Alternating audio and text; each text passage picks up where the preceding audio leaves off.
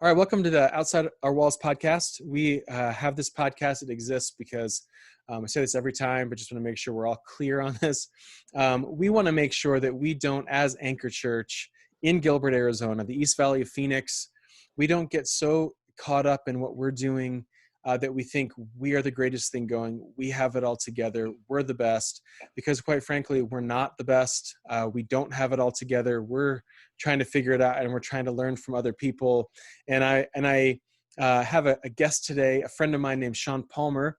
Sean is a pastor in Hawaii, actually, and some of you are jealous right now, I know, hearing that he gets to spend his days in the beautiful, I'm sure, the cloudy, just gross weather of Hawaii.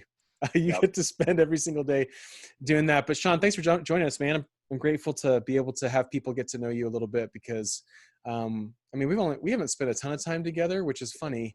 I think one cohort in person and a number of cohorts over Zoom, since we can't actually meet. But I do count you as actually a really good friend. I feel like we've spent some quality time hanging out together. So thanks for being on the podcast. So tell us a little bit about yourself in terms of kids, family, how long you've been in Hawaii, that kind of stuff. Thanks, man. Yeah, super good to be with you. And I would say, for the benefit of Anchor in Gilbert, it's been fun to you and I have been able to I feel like deep dive into a friendship, which has been really fun. Some people, like in life, I feel like you instantly sort of click with and hit it off with, and we've sort of done that. So we have lived in Hawaii. I'm married, and been married 17 years. We've got 3 kiddos, all pretty close in age. And so my oldest, we joke, this is funny. This has been the year that we've kind of dreaded. And as it goes now, because of the COVID season, everything is completely different than we thought it would be. But we have one finishing elementary school. So she's in 6th grade. We have one who is in 8th grade. And so he's at our intermediate school in junior high. And my oldest is a freshman in high school this year, which is hilarious. And so 3 kids, 3 different schools. And we have lived here in Kailua, which is on the east side. So we call it the windward side. And that's just kind of the southeast side of the island of Oahu. We've been here for about 14 years. Yeah, 14 years. So. Okay. And you came, you're lead pastor at Daybreak Church. Correct. And that church has been a church for how long? For 5? So Daybreak, Daybreak, we're at year 5 right now. Okay. Yeah, that's what I thought. Okay. Yeah. And you, and you're not the only, and you're obviously, Sean and his church are Acts 29. It's an Acts 29 church, which is how we met through a pastoral cohort, which has been a gift, I think, for me. It's just a joy. Hopefully we can meet again in October. I think we're planning on trying to do that. Hopefully you guys can get actually out of your, because you guys are back in quarantine right now, right?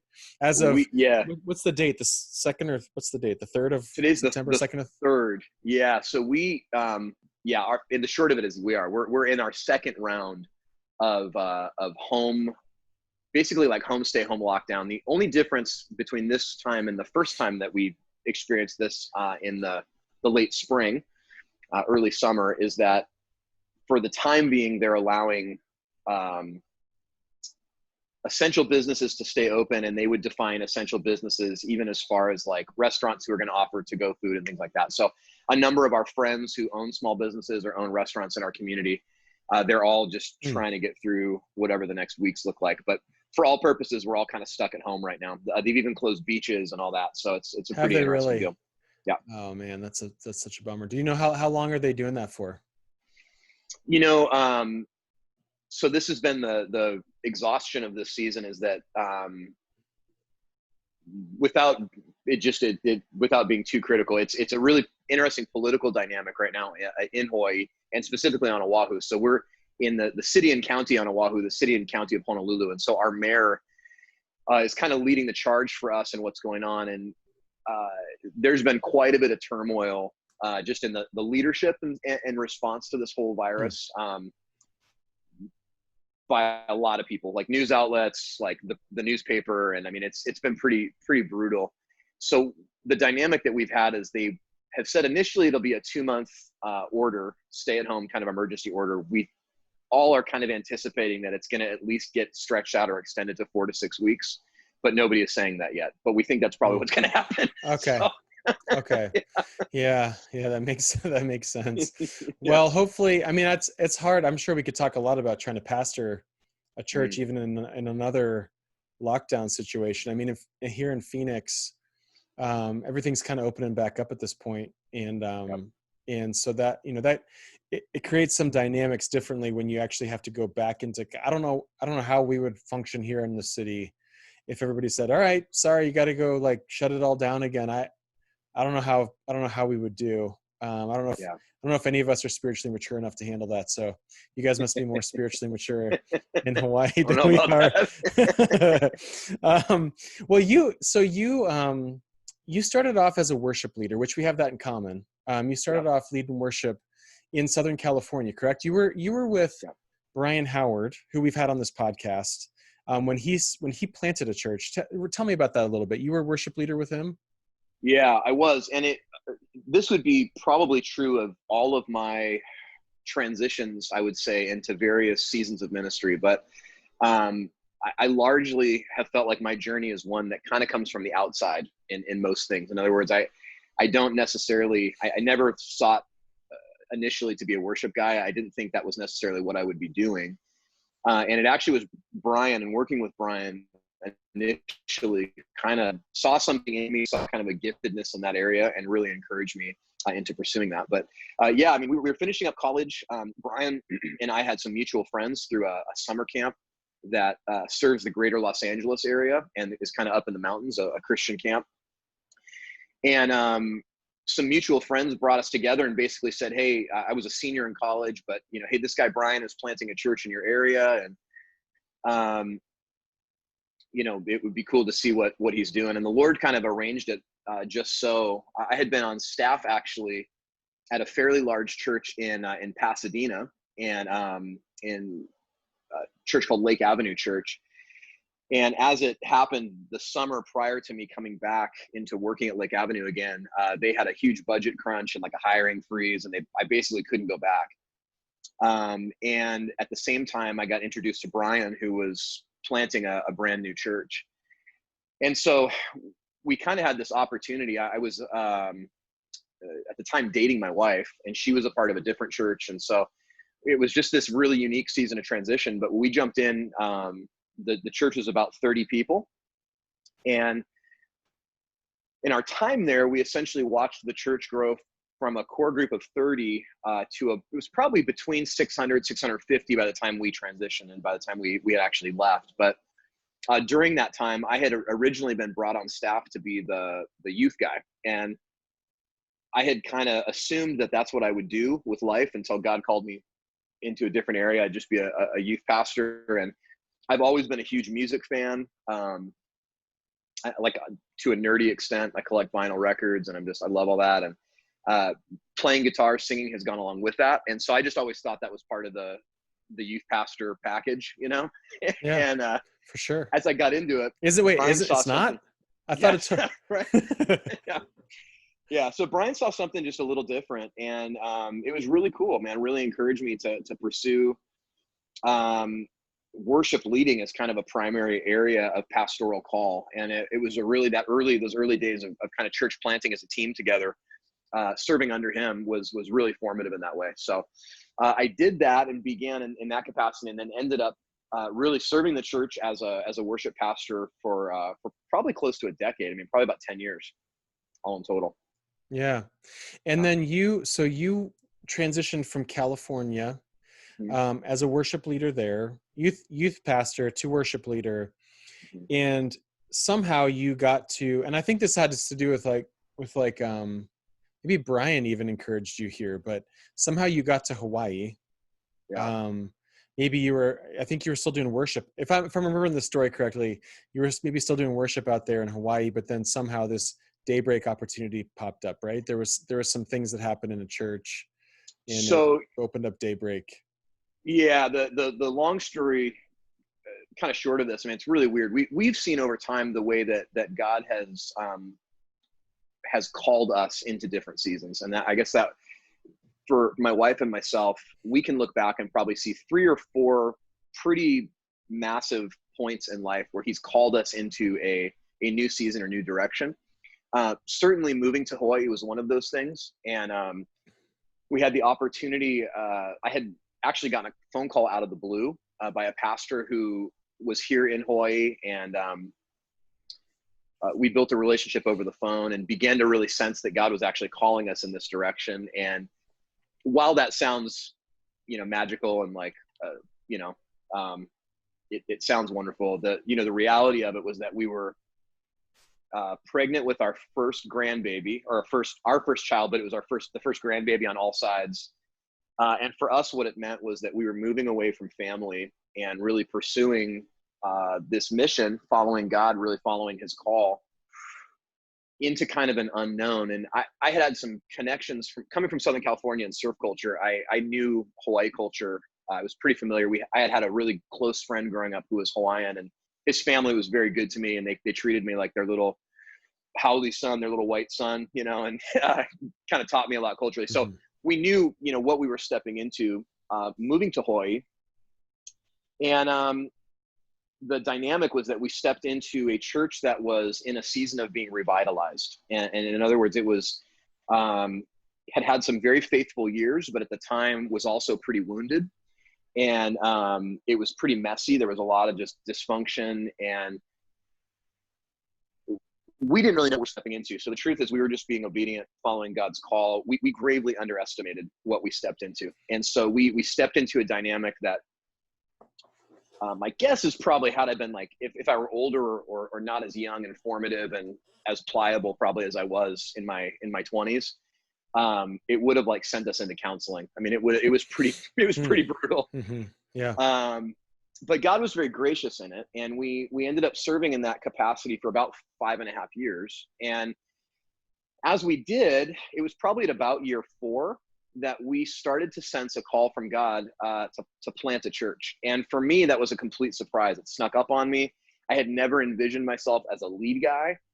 Certainly not really envisioned myself as a planter either. And having worked with Brian, Brian Howard pretty well, he's got some real gift strengths, and I was like, man, I don't have that.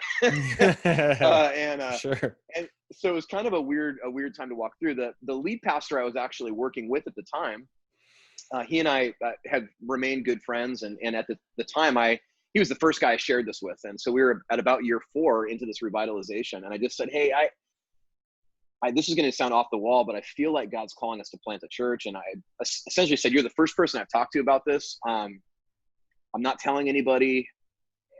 I kind of just want to get your read on this. What do you think? And then I want to ask that you would just pray with us through it. And he was super encouraging. He laughed and he just said, man, I'm not surprised at all. Like, I think that would be great. And it ended up being a really healthy kind of situation where he became a really great encourager and an ally along the way. And essentially it set the course for us to be able to slow step out of the ministry position that we were in over the course of a 1.5 years, and to plant in the same community. And it was, our journey there's been a couple things that have not been what I would say is like normative in terms of the way that church planting typically goes. And that was not a normative situation. So our big concern at the time was I didn't want to leave the church that we were faithfully serving. I didn't want to leave a hole. I certainly didn't want to leave and plant a church in the same community and give the impression that we had somehow gotten burned or we were going to go start our own thing or, Yeah. And our call truly was driven by our neighborhood. So when we live in the same neighborhood today, but as we encountered a number of our neighbors who didn't yet know Jesus, we just had this real strong sense that, man, there would be no way at the time that we could bring them to the church that we're a part of where they could be received well and hear the gospel well.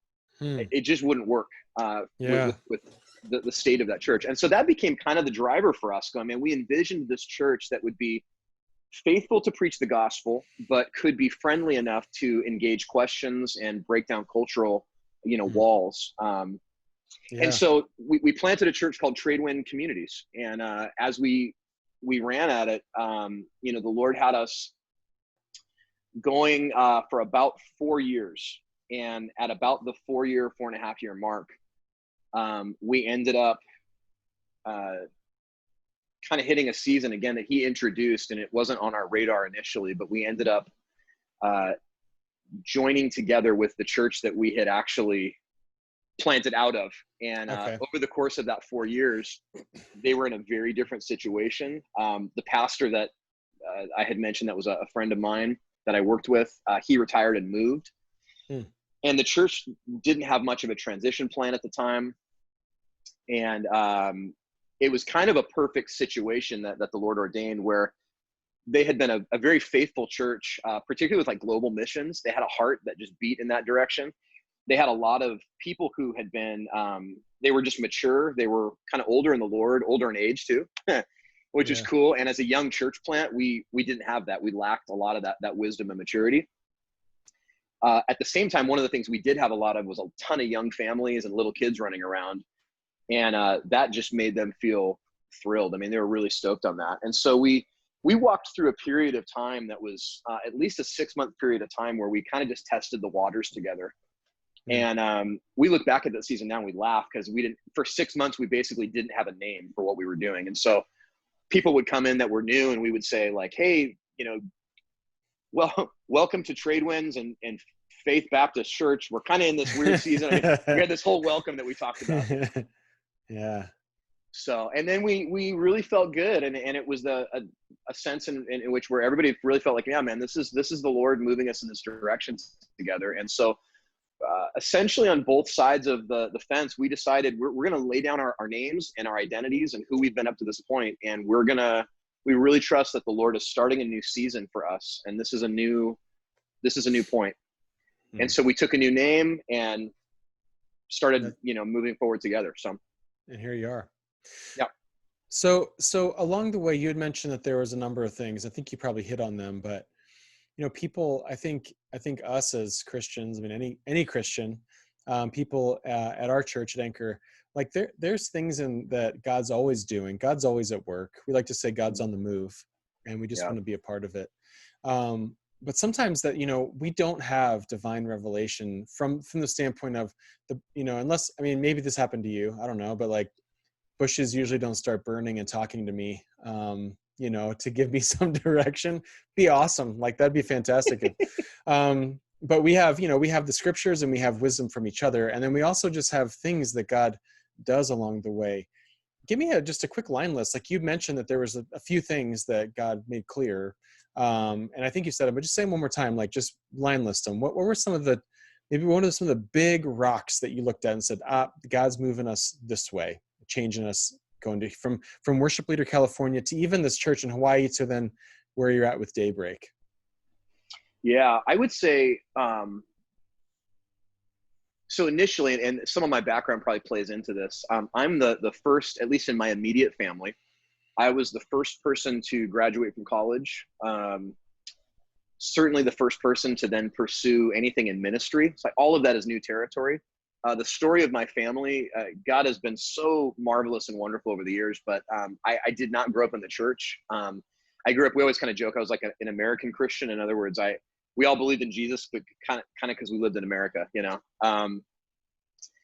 And it wasn't until I was probably in junior high, I come from a divorced family. And so my mom and my stepdad came to Christ when I was in junior high school.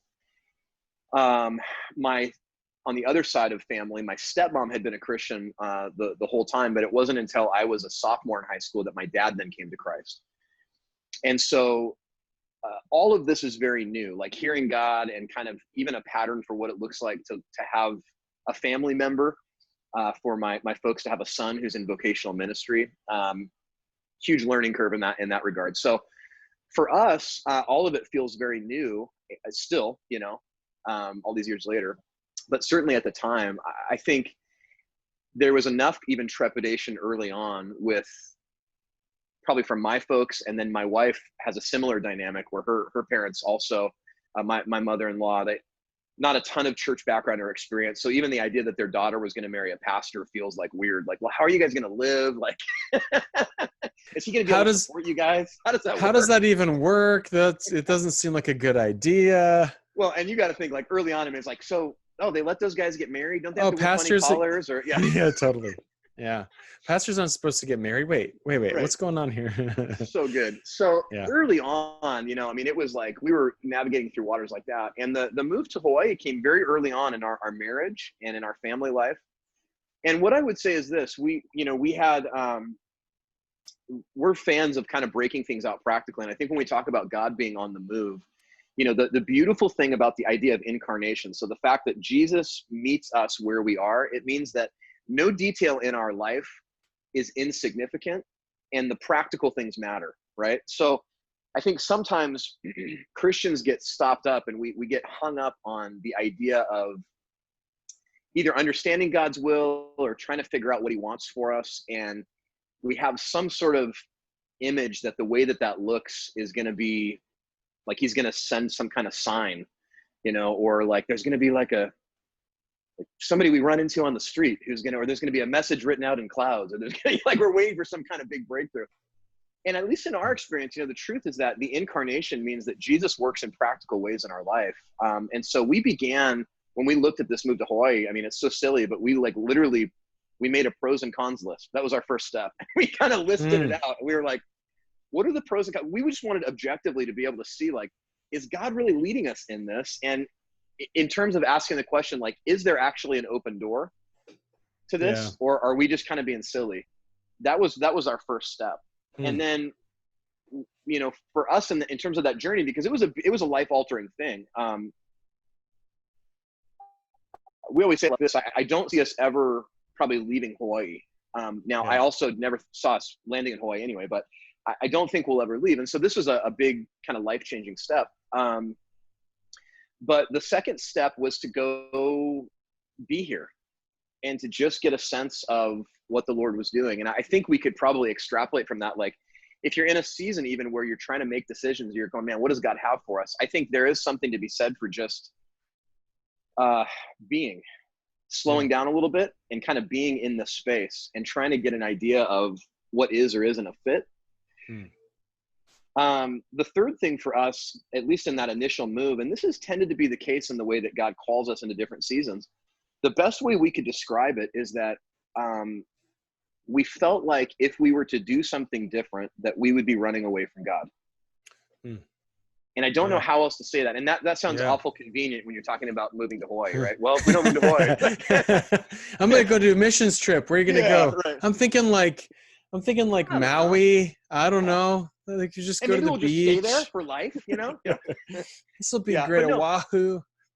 The practical reality though here's what happened. We came out here to kind of visit. We had some friends that had moved out here, so we had a connection.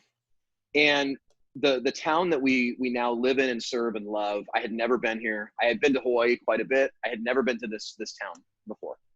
And so we didn't really know much about it. So we came in kind of as outsiders and we just got a sense and a feel for the place.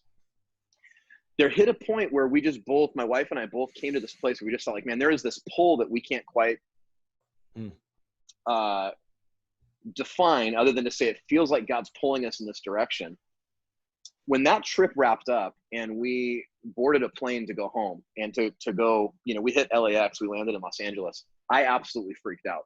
So my wife was like the steady, stable one. And she goes, no, I feel like this is what God has for us.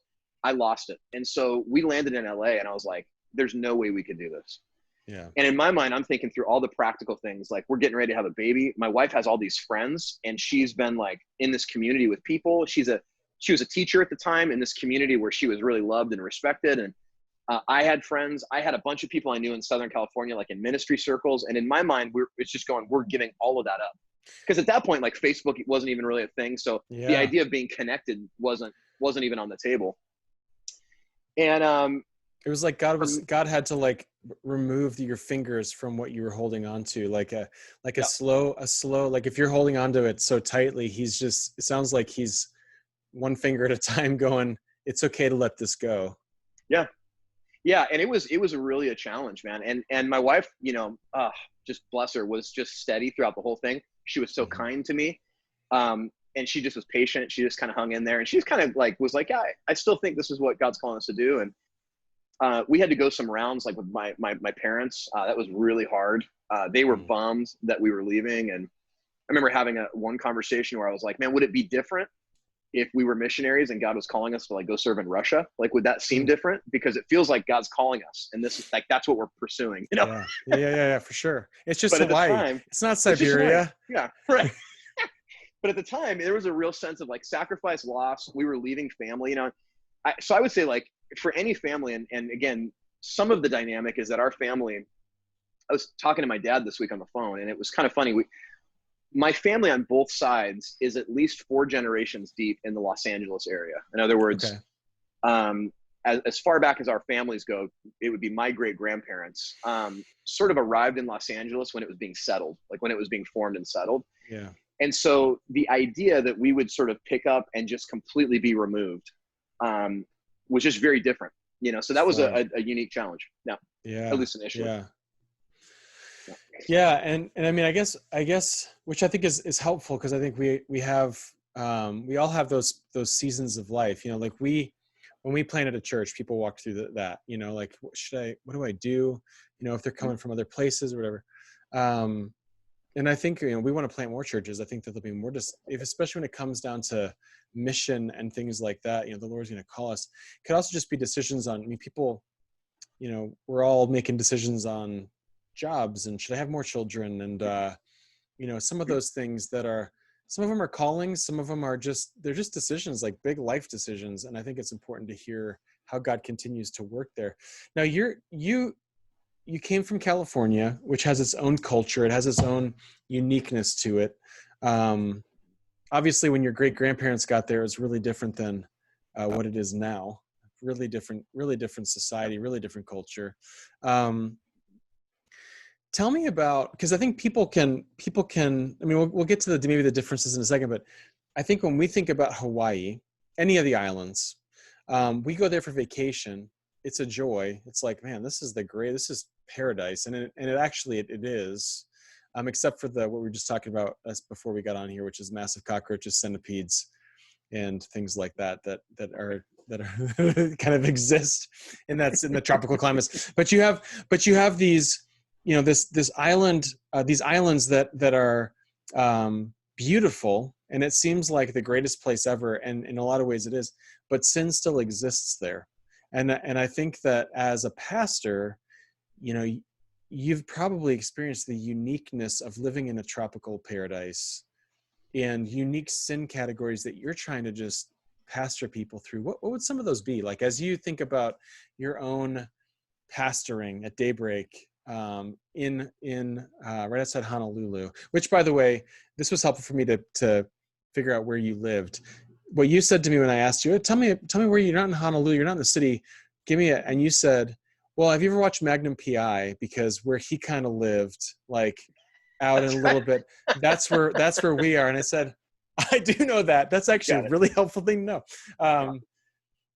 But tell me a little bit about some of the unique challenges of being a pastor in Hawaii. What are some of the things that you wrestle with? What do you have to, what do you have to deal with there?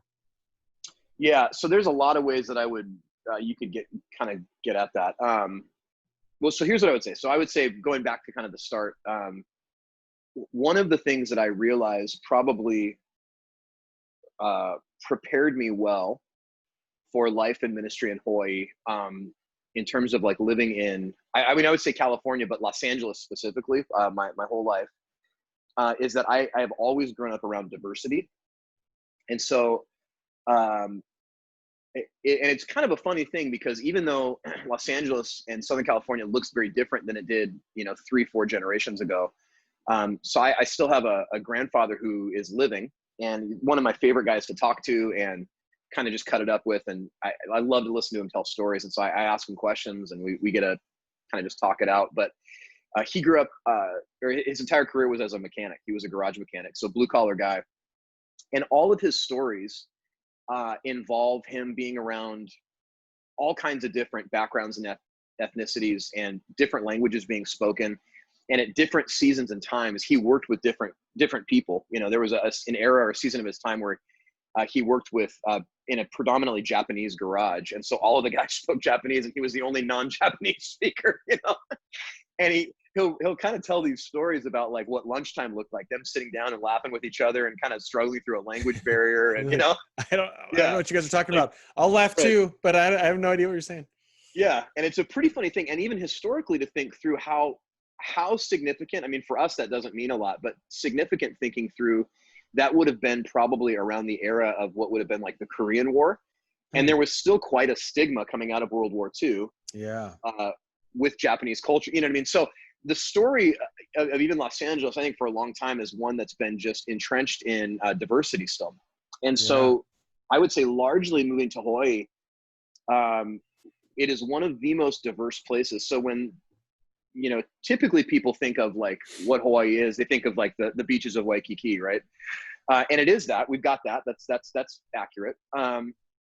But because of where we are situated in the middle of the Pacific, we are probably one of the most diverse places on the planet. I mean, just all kinds of cultures and languages, and in a lot of cool ways, even like cultures and languages that a lot of places wouldn't otherwise have exposure to.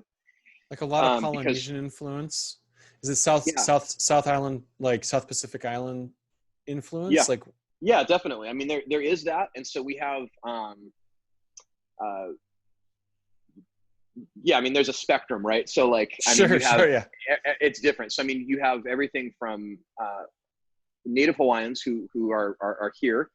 But we have kind of, as the generations go back, different, even Polynesian cultures that have come to Hawaii. So whether that's in different eras, right? So whether that's like Fiji, whether that's Tongan, whether that's Samoan.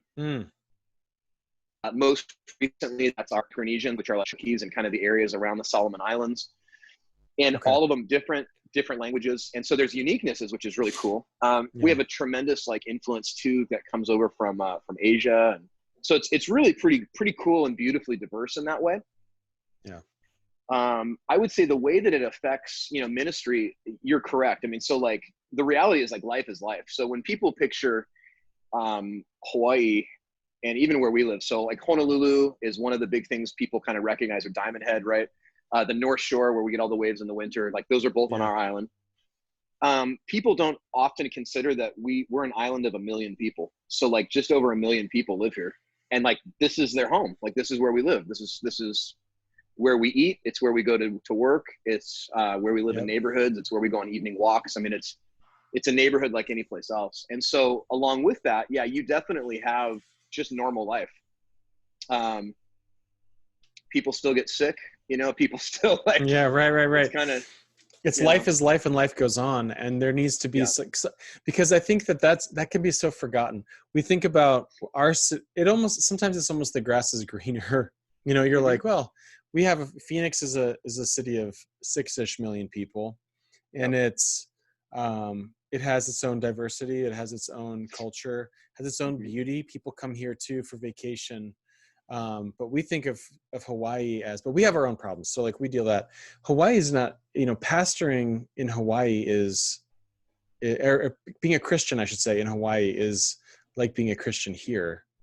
Do you find that there's people that, like, as you're walking with people through life, is it harder? I shouldn't say it's harder. One thing that's difficult is, people either have a lot, or it seems like this is paradise. They don't need Jesus. Is that something you struggle with? Or is it more like they have their own, because there are different cultures, they have their own religion, and so breaking into that is difficult? What kinds of things do you find, like, as you reach out into the communities, into the non-Christian community, what does the gospel come up against? Yeah, those are great questions. So it's funny, I have a friend and mentor in life named Rick McKinley. And the thing that McKinley will always talk about is this idea of windows of redemption, right? So he'll always kind of go, same kind of idea, but like the gospel, when you talk about the way that interacts in a particular city or place, you're always going to have these windows of opposition and then these windows of redemption. And the windows of redemption are the places where you enter into kind of the culture that you're around, where the gospel takes root and has the ability to make change. And everybody around us can say, we affirm that's good. That's good work. It's probably a little unique in Hawaii. Yeah. Because the thing, one of the things that is true of our history is that Hawaii historically has actually been a very Christian place. And so we carry with the assumed culture of where we live, maybe somewhat like the South, even like the Bible Belt, like an established Christian culture that is a particular way. It's not necessarily reflective of gospel, but it's a Christian culture. Yeah.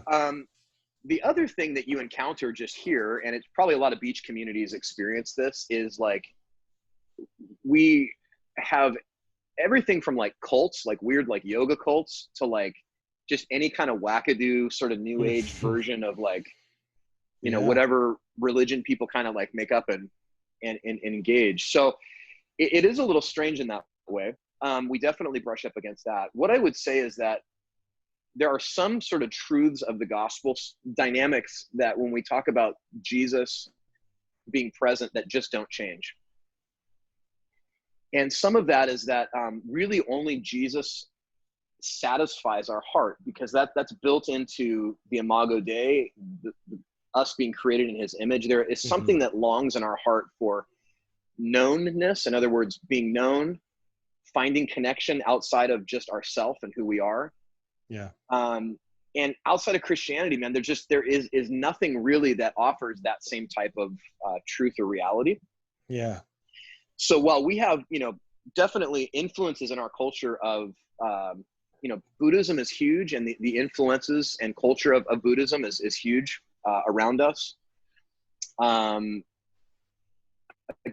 any kind of new age sort of practice and stuff where we, find the God within us, that kind of thing. Yeah. The reality is that life has a way of dashing that stuff to the rocks. And so in a weird way, at least in my experience, there is a kindness and a friendliness to the presence of Jesus that we just don't find in other places. And it often takes like suffering, it takes tragedy, it takes like hardships sometimes. In other instances, it's just like life breakthroughs. We have one guy in our church who he's one of my favorite, he's one of my favorite guys. And he's new to us in the last couple of years, and he wandered in on a Sunday. And he basically just goes, "Hey, I just became a Christian. And so I'm here to worship." And he goes, "But I've never been in a church before."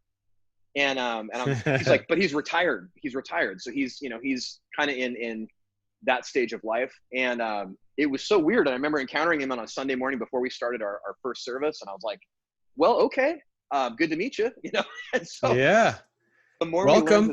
Welcome. That's kind of cool.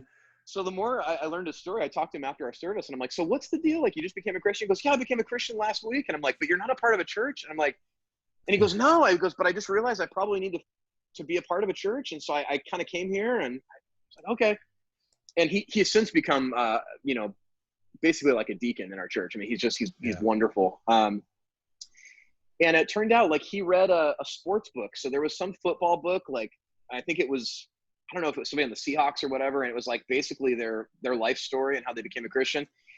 And his whole deal is like later in life, he's like, "Yeah, I wrote God off when I was 19 years old and said, I'll never do that again." And he goes, "All these years later, I felt like God was speaking to me." And he goes, "I've been empty all these years and searching." Like, that's amazing. It's crazy. So, and we have a lot of stories like that. I think the weird thing, one of the only good things that the Seahawks have ever done. Right. And I think we can both agree on that. Sorry, any Seahawks fans. Totally. Just offended every Seahawks fans that are listening. Cardinals fan, man. At this point. Yeah, exactly. I think the weird thing is when you take off the table, and we love where we live. It's beautiful. It's expensive, so that's a bummer. It's hard to live here. So everybody works super hard. It's not uncommon for people to work 2-3 jobs. I mean, that's reality.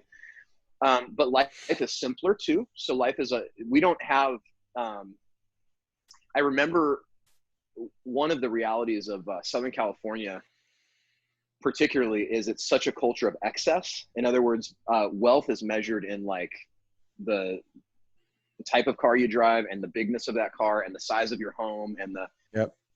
and we probably don't necessarily measure those things. Are not as big of a deal here. Life is just a little simpler. Okay. Not that it doesn't exist, but it's not that big of a deal. But the reality is, like, idols are idols are idols. And so when you take any of that stuff off the table, I mean, the reality is there are still, the human heart longs to worship other stuff, right? And, Yeah, right. and always, we have that, like always. everybody does. Yeah, totally. Yeah.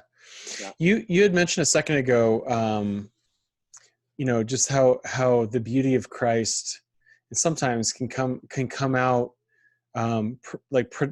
prominently in our own hearts and our minds through things like difficulties, suffering, trials. I remember someone said to me, I don't even remember who said this. It was probably J.I. Packer or somebody smart. They didn't say it to me. I read. You were just hanging out with J.I. That sounded like I was hanging with them. They didn't say it to me. I read it in a book, or I heard someone say it and quote them. Definitely not hanging out with J.I. Packer. That was not. Yeah, sorry if I let anybody. But something like the quote was something like, learning about suffering in the midst of suffering is not ideal. Like, you want to learn about suffering and understand suffering and what God's doing during suffering and trials prior to suffering, so that when you're in the midst of a trial or in the midst of suffering, in the midst of difficulty, in the midst of hardship, you have a theology that actually functions. It's something that works for me, and I can and because I understand who God is and I understand what He's done. You have, I remember talking to you the first time I met you. You were mentioning that you had, I don't know if you were surfing. I don't remember how you got a concussion, but you got a pretty bad concussion. Yeah. And it was maybe, I don't think it was maybe the first one you got or something like that, but it had effects on you for a season, right? For a year or two, there was effects of a concussion that you were dealing with in terms of, I think you'd get migraines maybe. I just remember listening to you talk and thinking like, man, that is tough, especially when it was affecting you day to day. I had to think plug you said my you even laptop. No, it's okay. Even you got nauseous in the pulpit, or things were starting to, like, it was affecting your job. It was affecting how you were serving people. It was affecting your family so how did you think through that season? I mean, there's people that are going to listen to this that are going through hardships. Tell me, just in terms of, you don't have to make this long, but just on the unknowns of tomorrow. Like, I don't know, is this going to go away? Is this not going to go away? What's God doing? How did you just trust the Lord in that? How did you walk through that? Man, yeah.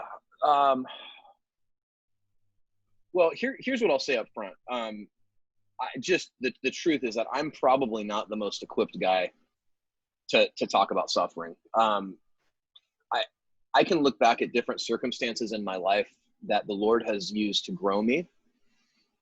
But largely my life has not been one of suffering. In other words, I've been very fortunate to have good health. I've been very fortunate to not have a ton of limitations. I've been very fortunate to kind of in my life to like work hard and see results. And, I feel like in that way, there's been a lot of blessing. So in a lot of ways, this season that I went through, you're correct. And I'm not old. We're about the same age. But as oh, dude, you're so much older than me. Come on, man. as a guy who is getting into middle age, we'll say that you're gonna be 56 next year, right? Yeah, that's right. Yeah.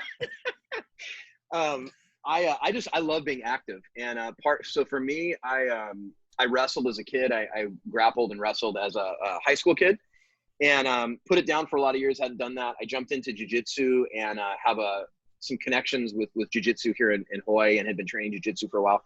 So the initial concussion I got was through jiu-jitsu, and honestly, just being stupid, it was my own fault. And I was rolling with a guy, essentially wrestling with a guy that was a lot younger. He's like 23, and I shouldn't have been doing that.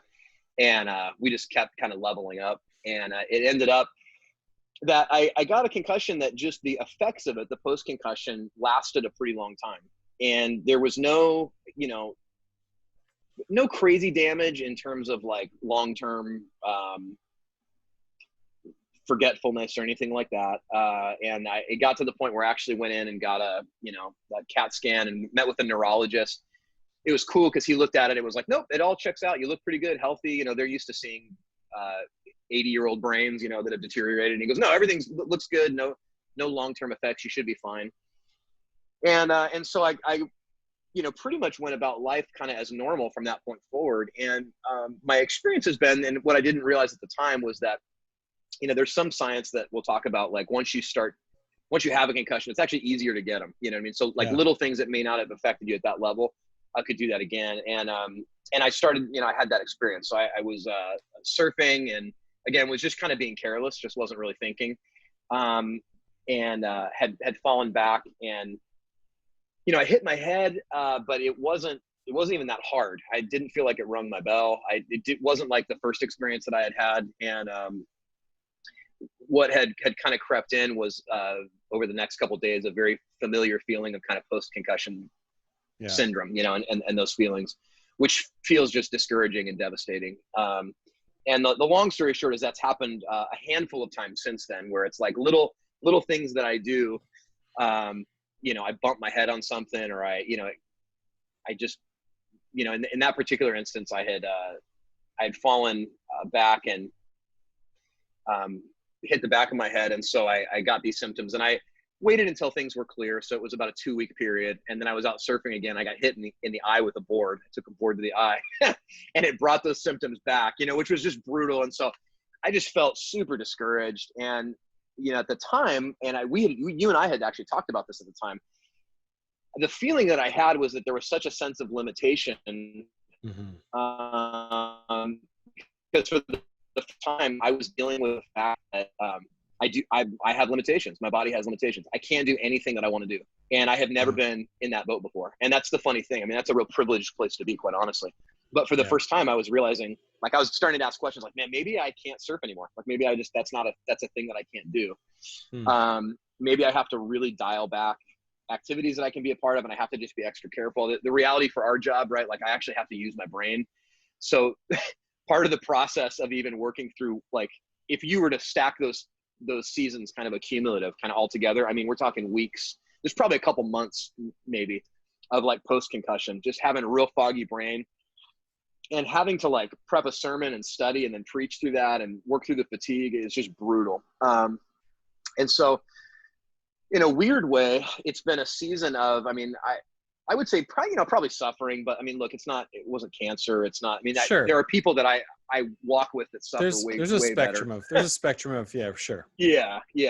But certainly what it's begun to teach me, and I think we all will encounter this at some point, right, is that we all, particularly as we age, we have limitations. And for me, this has been like kind of this new thing that I'm dealing with just in a different way, where it'll hit us each different, but sometimes it means that they are more course setting limitations. In other words, it's like you're not able to do the things you used to do, and now God is going to introduce a potentially different path in front of you.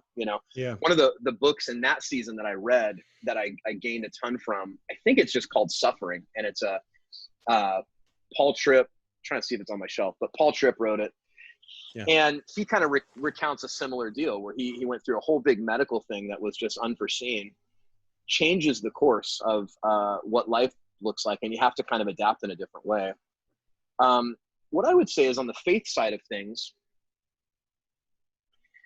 there is a sweet contentedness that comes when you must depend on Jesus, and when your security is in a place where you realize, like, even if you feel like, because there were weeks where I would just have to lay down, and I was just like, man, I feel like I don't even have the ability to like do normal things, which is so frustrating. There was a sweet comfort, though, in being able to rest, knowing that regardless of what happens, Jesus has control. Yeah. I was introduced to a season where I felt like, man, I don't have a lot of control over this season. Yeah. But Jesus does. And that is a tremendous relief. That's good. Yeah. How did you deal, one more question on that. as you're just dealing with that, I think sometimes when we get to that, we can respond two ways. When we deal with a situation, and I think trials come in like really different sizes. Like Yep. sometimes they're small, sometimes they're bigger. We can either feel like, I have to depend on Jesus, and so I'm gonna allow people in. I'm gonna allow Mhm. people to pray for me. I want to I want to walk in this season in such a way that I allow myself to feel that. The other way we can handle it is we can say, I have to depend on Jesus, but man, I don't like the vulnerability of that, and so I'm going to try and press on into like self, like self-made person. I'm fine. Nobody need, it's almost like a proud response. We have a humble response and a proud response. As a pastor, I'm sure that there's a temptation to feel like I just need to press through. Like we Yeah. can do this. What would you say to somebody that's just walking through that? Maybe even just getting ready to make that call, like either press into the church and community, into the Lord, let it go. It's okay to share your weaknesses, or they're trying to think through, hey, I don't want to burden people, bother people. I can do this myself. I can run into it. Give someone some advice here. Yeah. So here's what I would say. That's a sin I've never dealt with, and I can't even imagine walking through myself. Just kidding. No, yeah, the truth is I probably resonate more with that second, if you're in that Yeah, boat, like I'm right sure. there with you. So my gut reaction in life has been to just put my head down and kind of push through, just get through it. And the truth is that does not serve us well. And usually, Jesus is, I love that idea that Jesus is on the move. And here's the reality is that he uses everything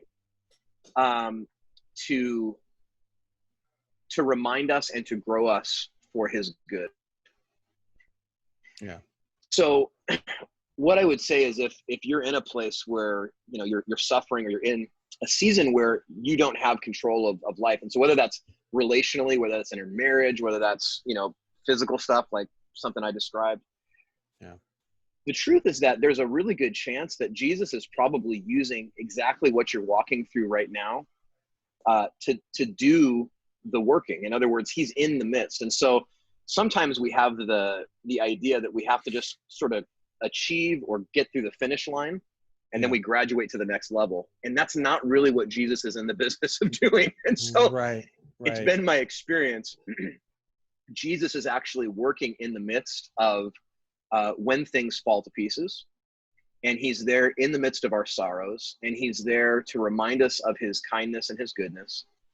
He's there to surprise us in the places that are unexpected, And so my experience, at least in the last season, is it's embarrassing. So it seems weird. If it's embarrassing for me to kind of go, yeah, guys, I am struggling. Like in practical ways, it's been a really hard season. It's been discouraging. I've been fortunate to have guys around me that were just super encouraging, would pray for me, would ask me how I was doing, would walk with me. And they didn't fix anything. In other words, they didn't have to come in and give me answers. They were just very, very present and faithful. And the Lord used that tremendously. And so it was not necessarily just a one-sided me growing in my trust of Jesus. That happened and has continued to happen.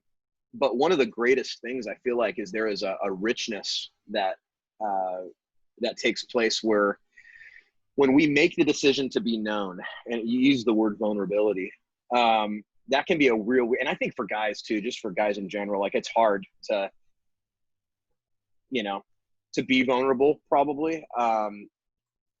But the Lord will use that in ways where at least in my experience, there are men around me and guys in our church that we are in each other's lives at this stage that has helped carry me through, and God has worked through those men in relationship, both in encouragement, strength, helping me to see the grace of God. Honestly, for me, and I don't know, this is not everybody's personality, helping me to see that like this isn't, it's not like this is the end of life. Yeah, right. Like so community has helped me to like just be reminded that like, oh yeah, okay, this is not. There's other people that struggle with this kind of stuff. This is not the end of the line. Like, you're fine. You're good. You're gonna be okay. Yeah, you're getting old. I needed to see that. That's Yeah, okay. you're getting old. That's cool. We've all done that. Like, that's good. I see the gray hair. I don't have any. I don't have any, but no, I do. No, but I think that's good because the Psalms. If you think about the Psalms, yeah, number your days. The psalmist says, number your days to remind you of your trust in the Lord. Like, just do that. Make it a practice to keep a number. Like, you got to remember, like, you are a finite being. We have to sleep 1/3 of our lives because we just can't function. Like, and that's the way that it is. God made us that way. I'll tell you this too. And I've just gotten real, like, because I've realized that like my journey in this is probably it's not isolated. Sleep for me and my ability to not sleep for so many years was an idol. I mean, I know that's so crazy and it's so simple. Mm-hmm. I've come to really enjoy like a good 8-hour sleep. And I know parents of young kids, when you hear this right now, sorry. You gotta work through the season you're in. Like, so many parents are jealous. Parents are jealous right now. You're in it right now. What I would say is you're in this season, you're in it. And God's gracious, He'll bring you through. We've done this too. But when you get to the backside, like I did hit a breaking point, and this is probably maybe around the time that initial concussion hit, where like life caved in a lot of different ways. And for the first time in my life ever, I struggled with anxiety. I'd never had anxiety before. That was a new thing for me. And I like showed up in an emergency room and thought I was dying. And like the doctor was very kind, but she kind of laughed jokingly. It was like, I think you're having an anxiety attack. You know? She laughed at you. Oh god, I love it. Yeah. And I was like, I don't know what that is. You know, I felt like the floor was going to fall down, you know, from underneath me. And the reality is that I was not living my life in a sustainable way. And I had largely not changed the pace of my life since I was 19 years old. And the reality is that, I mean, this is a cultural idol for us in a lot of ways. And I had to be kind of confronted not only with like age, but like good stewardship and going like, it's a good thing to rest. And the truth is, like, I would even say this with age, because I've been on this kick for a while as I get a little older. The thing that freaks me out is like that my kids are the age that they are, and I have very clear memories of when I was that age, and I don't feel as old as I am. And my guess is that this is what it feels like to get older now. Is like you always remember now with clarity. For sure. How you used to be the age that you're not.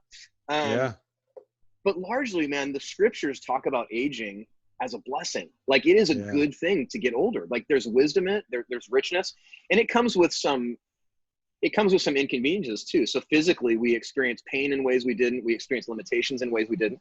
But the Bible actually talks about age being a very good thing. Yeah. One of the challenges is that we live in a culture that runs from it. Yeah. So virtually everything our culture promotes and chases is how to stay as young as possible for as long as we can. Yeah. And it's just kind of a funny thing, because God gives us a very different picture that allows our soul to be really content, like really happy. If we just settle into going like, man, it's cool to be middle-aged, you know, or it's cool to be retired. Like it's awesome to be a grandparent. What a blessing, you know? Yeah. We just need to look. Yeah. I think a culture also, in some ways, it runs away from aging. Yeah. It also, in some ways, mocks aging. Like people that are older, we kind of look at and we're like, they're just old. Like they'll figure. It's almost like they'll figure out what we young kids are doing. It's like instead of prizing the older, especially believer, the older Christian, who has lived a life of godliness, to press in and say, hey, look, we want to. And so I think we don't often think that way. We think, man, I can't hit that 3-pointer anymore. I think I was playing basketball. I tell everybody I play basketball. People go, you want to come play basketball? I usually say no, because I'm like, I'm going to hurt myself.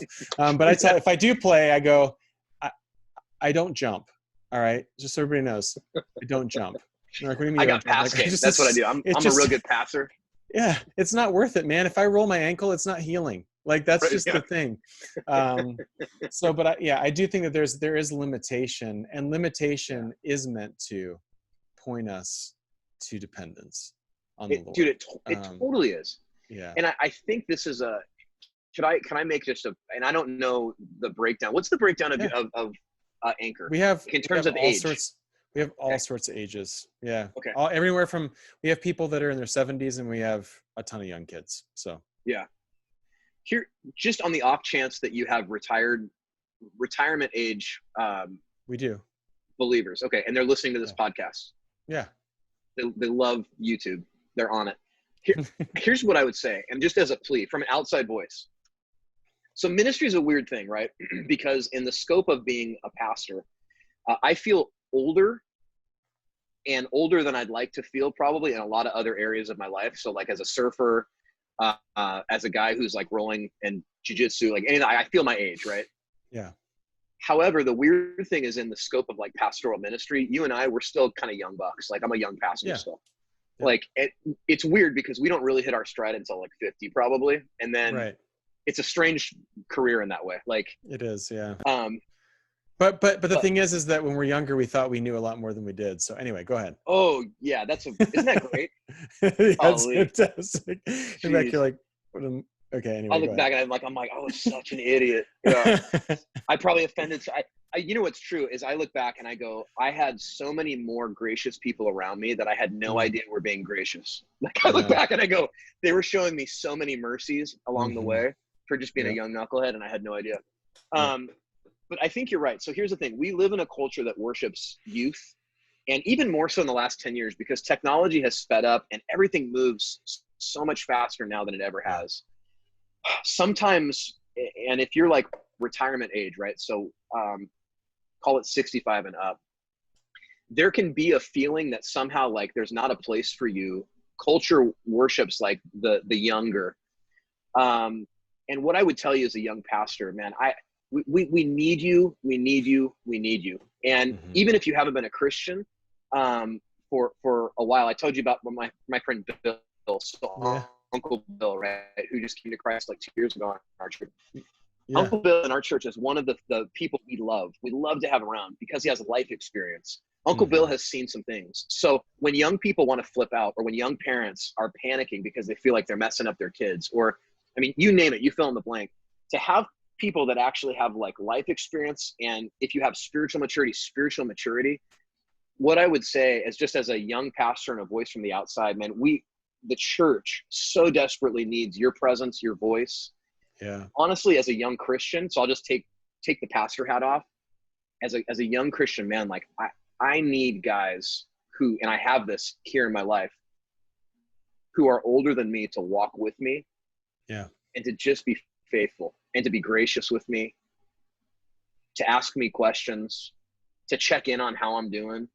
Yeah. I'm fortunate to have that, but I would just say, man, because I know there can often be a feeling that like you, particularly of my retired friends, and we've had these conversations kind of going like, well, I don't really know what to do.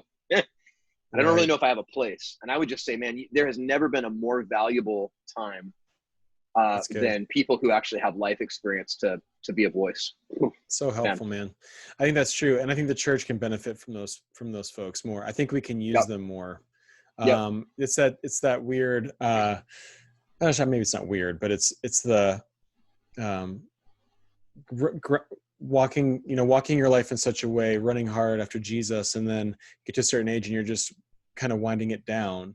It's John Piper's old like shell collection sermon, like you could go towards the shell collection, like, yeah, great, shell collection, or you could run after Jesus to the end. And I think that we as a church need to maybe utilize that, the age more, and the wisdom that's found there. So that's good, dude. I think so. Like, so here's the thing, like, as I talk to, and I'm always amazed by this, when I talk to my grandpa, I mentioned that, like, one of my favorite things, and I'm starting to get this with my parents the more we talk too. Age gives you a perspective where you tend to take yourself way less seriously. Mm-hmm. And you tend to see God as more ultimate. You tend to realize that more and more of life is outside of your hands and outside of your control. Yeah. And in very simple but profound ways, you become dependent on things like prayer and the presence of God. Man, young people take themselves way more seriously than they should, we fret about things that probably ultimately don't matter and aren't going to make a huge difference. Yeah. And we do tend to perceive that we have a lot more control in life than we actually have. Yeah, I know. It's true. So we need wise voices. We need, like that, we need wisdom. We need wisdom. Yeah. Yeah. Dude, how can we, anybody's taking a trip to Oahu and wants to visit your church, man, like yeah, you Daybreak, just come stay at my house. Yeah. There you go. Perfect. How can we find you? Where are you at online? How can we pray for you as a church? Man, I appreciate that. So we're at daybreakhawaii.church, daybreakhawaii.church. And in this COVID season, we're online. And I think probably for a lot of churches, this is the case, but for us, this will mean that we probably will be online moving forward, even after we're kind of gathering back in person together again. We'll just continue that. We're also on the social medias. So we're on Instagram and we're on Facebook as Daybreak Hawaii. And you can pop in and we'd love to see us, say hi. That would be very cool. And we the funny thing is, like, living in a vacation place, which is kind of weird. We do have people that will come visit. And we've had people, for a lot of years through Acts 29, we've been friends with Living Stones and the guys from Living Stones in Reno. And so we have families who are Living Stones families that vacation in our town or vacation here in Hawaii kind of annually. And so they become friends. Like, they come, they visit us every year. They pop in, they introduce themselves. They're super cool, So pop in. Come join us. We would love to say hey. We welcome that. Say hi to Magnum PI. Take a ride in his Ferrari. That's and right. With his sweet mustache. That's right. That's awesome. Well, dude, it's great to have you, man. I'm glad we just get to chat with you for a bit. It's always fun catching up. Thanks for being able to pop on with me today. I appreciate Thanks, you, man. Yeah, you as well. Loved it. Thanks. Cool. All right, everybody. Thanks for listening today. Catch you next time. See ya.